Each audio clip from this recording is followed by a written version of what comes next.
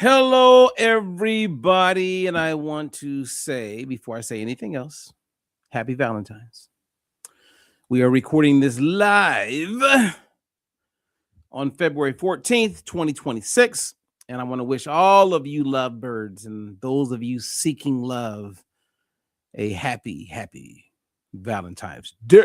And I hope you get some chocolate with some straw. Well, actually, I want some chocolate with some strawberries, but I hope you get some strawberries covered in chocolate if you like chocolate. And of course, if you like strawberries. Now, if you are new to spending time with me, my name is Robert Ferguson. I am a clinical nutritionist, a guy who shares because I care. And we are all about a diet-free life, meaning we want to improve health. We want to lose weight. We want to be at our best. We want to optimize health without feeling like you're on a diet. Okay, no deprivation, but nutrition education in a way that you can eat regular everyday food in the healthiest way. Enjoy the food. I mean, I'm talking good, yummy food and still get results. Okay. Now, if you are not on the YouTube channel, I want to invite you to come over. I would like you to subscribe, like, comment, let me know who you are. We are making progress, you guys, and I want to say thank you to those of you who you actually watch some of the lives, you come and listen, you share with people, because we actually are seeing movement. So I want to go cheers to all of you. Thank you, because it does help. And I think within 2 months, we could hit the big goal. And I'll tell you what the big goal is, and then we'll start to grow. We'll start to reach more people. Okay, I'm not going to keep you long. I am going to share with you some information that I'm sharing it from a very heartfelt place. Well, I think I'm always doing that. But we're going to talk about something that affects many people: colorectal cancer. And a very popular celebrity recently passed as a result of this horrible disease. James Van Der Beek, great actor. Never met him. I do have some common friends that know him. I've never heard anything negative about him. Very touching story. Now, I wrote an article for those of you who want more information and maybe you want to share with other people. So if you scroll down under the video in the description area, you'll see that there's a link to an article that I wrote. And I believe there's many things that all of us can do to reduce the risk of all cancers. Okay, all of them. But specifically, we're talking about colorectal cancer. Now, I'm no oncologist. I do have some very dear friends, and I've had business partners who are oncologists. I've had a personal experience of my mom surviving breast cancer 3 times, my aunt surviving cancer. I've had many family members, unfortunately, experience cancer. Some aren't here anymore, and some are. And I know the way we eat and how we take care of ourselves, what we put into our body, plays a huge role in reducing the risk of getting all cancer. Okay, it's all about reducing the risk. And if you could reduce the risk, why wouldn't you? Okay, so that being said, let me just kind of walk you through and kind of give you an overview of what you're going to learn when you read the article, if you choose to read it. But my goal is to be able to help people understand like what colorectal cancer is, the difference between colon cancer and rectal cancer. Very interesting, because years ago when I would hear someone say colorectal cancer, my mind went right to colon cancer, and I assumed that colon cancer may be colorectal cancer. Maybe that's a fancier way of saying it. But when you work with people and they're going through cancer and you're around it, as I have over the years, giving the best nutrition advice I could give my clients, whether they're going through it, whether they've gone through it, survived, and they don't want to go back to it, I'm constantly sharing information with people so that they don't have to have that experience again. And of course, everything that we encourage and what I talk about is being proactive. Screening does help, so I'm gonna touch on that just a little bit. And why are cases rising with young people? That's kind of like a phenomenon at this moment in time. So if there's ever a time to get your kids healthier, preach to them now. Get them with some habits now, because younger folks are more likely to get these cancers today, more now than ever in history since we've been recording. Insulin resistance is real. Inflammation is real. I'm going to talk about both of those because they do play a huge role in reducing your risk or increasing your risk of various cancers. And when we talk about inflammation, there's a test you can get with your doctor. It's called a C-reactive protein test. And there's also a fatty acid balance test that you can get. It's an at-home test, which will give you many answers. And that's something you can get from me, or if someone shared this video with you, you could probably get it from them.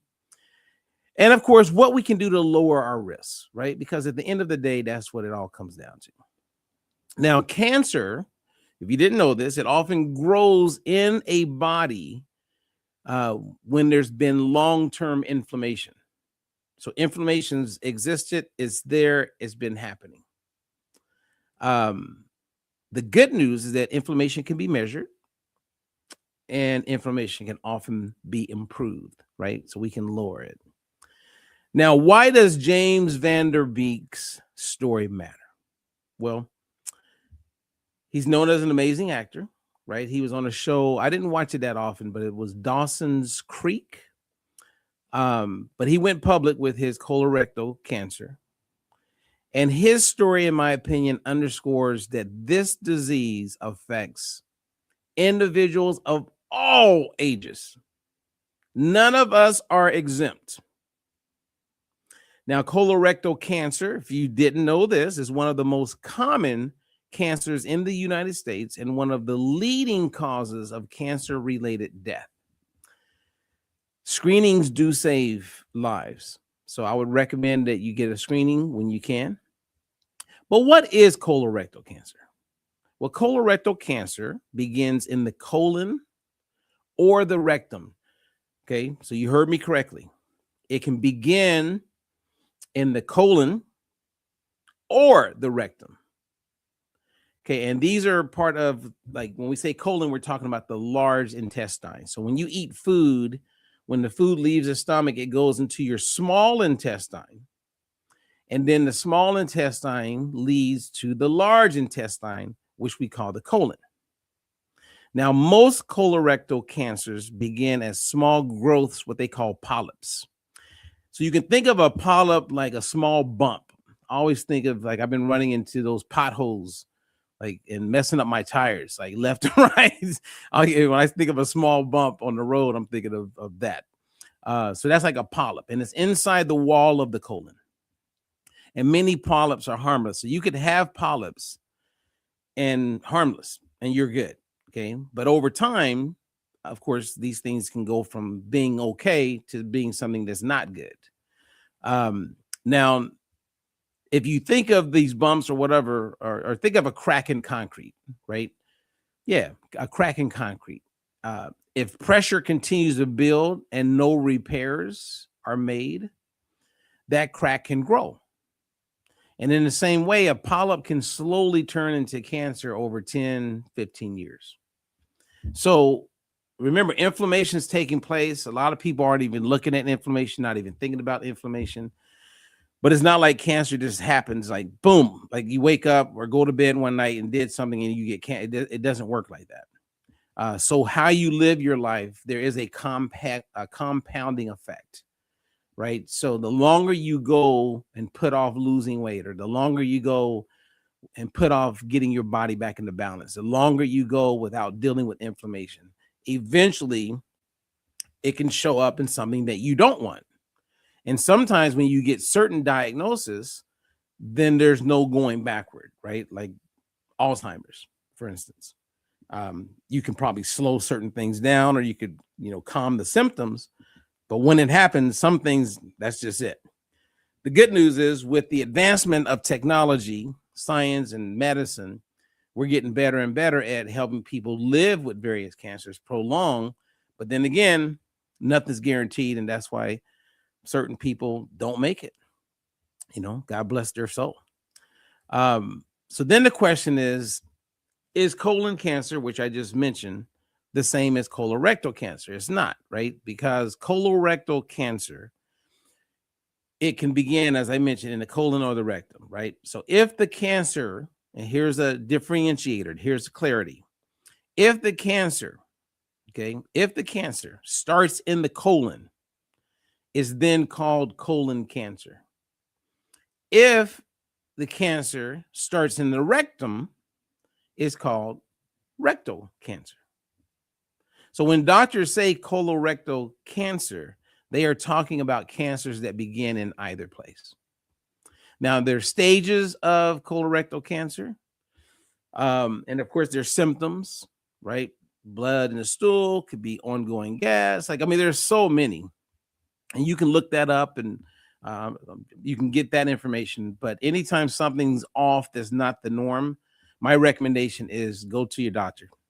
Don't play, just go. Okay. Because if you catch these things early, then they can get rid of polyps and you're stronger. Everything can be better. Okay. But you have these stages of cancer. The earlier you detect cancer, the better. I believe in this situation with James, he was stage 3, I believe. Yeah. Stage 3. And he didn't make it, unfortunately. So again, screening counts. And even though more people are getting it, screening, we believe we're not losing people because they're catching it earlier. So early catching is great. Now, when it comes to insulin resistance, I talk about insulin resistance a lot. I think of insulin resistance as a growth fertilizer. It's an anabolic hormone, so it's all about growth. And I talk about it mostly because of fat, but wherever you have insulin resistance, you're going to have inflammation. So that's important to know. Okay. Now, insulin helps to move the sugar out of the blood and into our cells, which is what it's primarily known for. But when insulin stays high for too long, it acts like fertilizer. And this is called hyperinsulinemia. So hyper meaning elevated. Insulin is the hormone. Emia means in the blood. And I have a story I'm going to share later this week about someone who wasn't planning to go get screened for anything, but had some symptoms from something else that had happened. And they actually tested her fasting insulin. And I know that this is not the focus of this video, but there's ranges of insulin, right? And the reference range. And when it's high, that means not good. That's scary. And I can tell you right now that what I just saw was the highest I've ever seen. And I've seen a whole bunch of blood work on fasting insulin. This was the highest I've ever seen. So we'll see what happens. And I'm given the opportunity to help out. So we'll see what happens. But man, that was, woo. I'm so happy that there are no accidents, but thank goodness she literally went in and got checked. So now we can do something about it. So insulin resistance, and then inflammation. Always think of inflammation as like a slow fire. And inflammation is playing that huge role where it's damaging cells, it's oxidative stress. Nothing but negatives come when you have ongoing inflammation in your body. Now, there is a test that you can get with your doctor called a C-reactive protein test. That's a good test, great test. Is 100% linked to colorectal cancer. So that's another reason why I would ask your doctor. You can say, hey, I've been getting gas really bad. It's just, why not? But they will use a C-reactive protein test and do that. But as I mentioned, I have an at-home test that you can get done. It looks at 11 different fatty acids. And inside of that testing, there's one called an AA to EPA ratio, arachidonic acid to EPA, and it tells you a lot.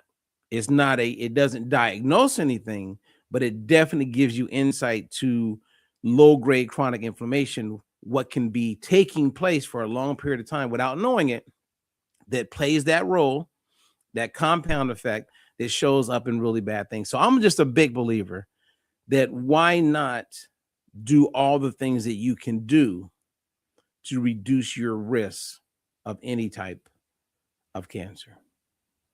Okay. And most people that I have met, they were not doing the things that I know to be true, right? They weren't consuming a good amount of polyphenols. They may look thin, but that doesn't mean they're healthy and fit. They didn't know their omega-6 to 3 ratios. They weren't optimizing gut health. They were probably low on dietary fiber. And they weren't implementing the 3 key things in the Do Health study, where they demonstrated that you can significantly, I believe it was 63%, in a randomized trial, they demonstrated if you did 3 things, you could reduce your risk of all cancers by 63%. That's significant. Vitamin D was part of that. Omega-3s was part of that. And activity was part of that. Well, guess what? Large majority of the population is not getting enough vitamin D. 99% of the population is not getting enough omega-3s. Now, people are exercising, but those other 2, we know that the large number of adults are not getting adequate amounts. That alone is a game changer. So I'm a big believer that if you were going to go to your doctor and you wanted to like be preventative, right, proactive, always get a fasting insulin test. Get the at-home test that I'm talking about as far as inflammation. Reach out to me, reach out to whoever shared this with you. Know what your omega-6 to omega-3 ratios are. Increase your dietary fiber. Eat a variety of fruits and vegetables. Exercise. Make sure you do some resistance training. That's very, very, very important. Don't put off until tomorrow what you can do today. You know what I mean? And oftentimes that's the case. I see it on Facebook all the time. There's people who will watch this video. There's people that used to be my client. They're like, I'm going to call Robert, and they won't call. I don't know. And we get in the habit of being okay with putting things off. And whether it's with me and I could be of assistance or someone else, don't put off until tomorrow what you can do today. Seriously. Because it matters. So anyway, I don't want to be a negative Nancy. I do want to salute Mr. James Van Der Beek. Bless his family. I hope you guys take the time to learn more about colorectal cancer. It's a short read that I've made available. Print it out, share it with some friends, because people can take action and they can live their life in a way where they can reduce the likelihood of having to experience what he experienced. And this is for everybody. So don't think this is something that happens to people in their 70s and 80s and 90s. This is happening to people in their very young. Like I said, the data is very clear. More people today are experiencing cancer at younger and younger and younger ages. Look at how these people are eating. These kids are eating just crap. And the food they're eating is worse than the food I know I ate as a kid. And as Governor Tommy Thompson said when he was the secretary for the Department of Health and Human Services, the kids born today will not live to the age of their parents. So there you have it. Thank you, guys. I appreciate you. I'm happy I caught Lynn. I caught Sandy. What's up? I caught Carla. Who else is on here today? Who else am I catching? You guys supposed to be out partying, having a good old time. Let me look around. It's Valentine's. Happy Valentine's to all of you amazing people. Let me see. Let me go over to Facebook, see if I catch somebody there. Because some people, man, when they're on Facebook, they do not leave Facebook. You guys get in the habit. I'm telling you, YouTube got it going on. Caught Gloria. I'm glad you caught me. Veronica caught me. All right, you guys. Well, anyway, thank you for catching me. I hope you enjoy the rest of your day and you enjoy the rest of your weekend.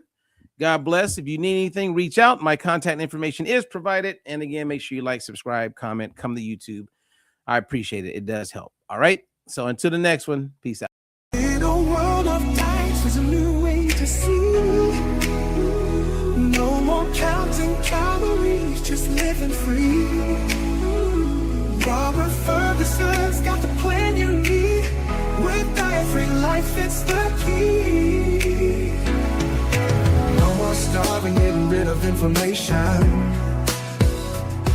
Choosing healthy choices, providing you with sound information.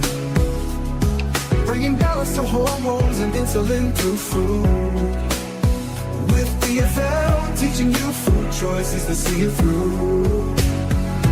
DFL, we're teaching you to eat food right. Teaching you to pair food with each bite. Balancing our body's microbiome, feeling so right. With diet-free life, your health's future's